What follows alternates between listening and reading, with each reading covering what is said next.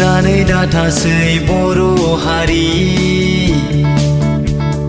हारिखौ फोथांनायनि समा जाबाय। फै जों बयबो आवगायदोनि बर' हारिखौ फोजौलांनो। उदां बर'लेण्ड सोरजिदोनि खौसेथिनि बोलोजों। उदां बर'लेण्ड सोरजिदोनि खौसेथिनि बोलोजों। जोंनो नांगौ उदां बर'लेण्ड, बर'लेण्डआ जोंनि मोनथाय। राजखान्थिनि बोलोजों गादबनानै दोनो दासान।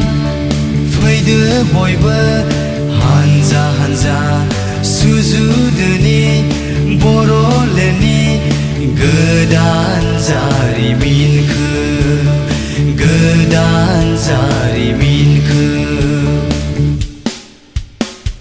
सुथुरखौ सिनायदो बर' हारि, गावजों गाव हिंसा हिंसि नागारलायदो। दा खालामसै गावजों गाव थैनि बाना, एखुथा जाबोला जोबस्रांलांगोन।